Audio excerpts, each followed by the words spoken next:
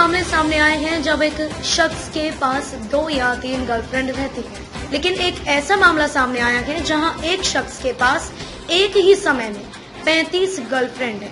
हालांकि उसकी एक गलती उसको भारी पड़ गई और वह अरेस्ट हो गया। दरअसल यह मामला जापान का है। न्यूयॉर्क पोस्ट की रिपोर्ट के मुताबिक पुलिस ने एक ही समय में 35 अलग अलग महिलाओं के साथ रिलेशन रखने वाले शख्स को गिरफ्तार किया है।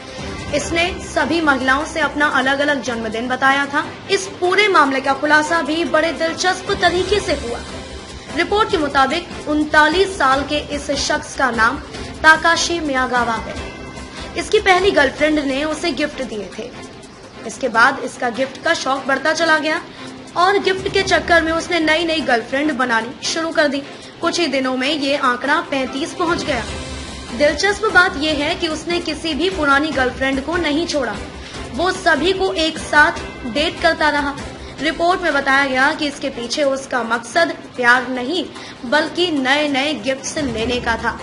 लेकिन यही एक गलती उस पर भारी पड़ गई। पुलिस के अनुसार आरोपी ताकाशी मियागावा एक पार्ट टाइम वर्कर है जो घर घर जाकर सामानों को बेचता है। मियागावा इन सभी महिलाओं से एक मार्केटिंग कंपनी के जरिए मिला।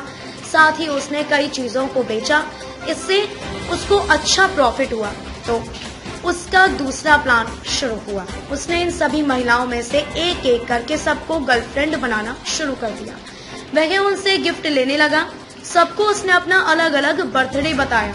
उसने एक 47 वर्षीय गर्लफ्रेंड को अपना बर्थडे 22 फरवरी बताया, जबकि 40 वर्षीय दूसरी महिला को अपना बर्थडे जुलाई में बताया। इसके अलावा एक अन्य महिला को उसने उसका बर्थडे अप्रैल में आता है यह बताया था। उसका वास्तविक बर्थडे 14 नवंबर को था, लेकिन सबको अलग अलग डेट बताकर उसने पार्टी की और उन महिलाओं से महंगे महंगे गिफ्ट लिए।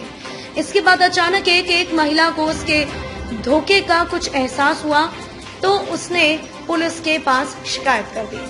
पुलिस ने जांच शुरू की तो चौंकाने वाला खुलासा हुआ।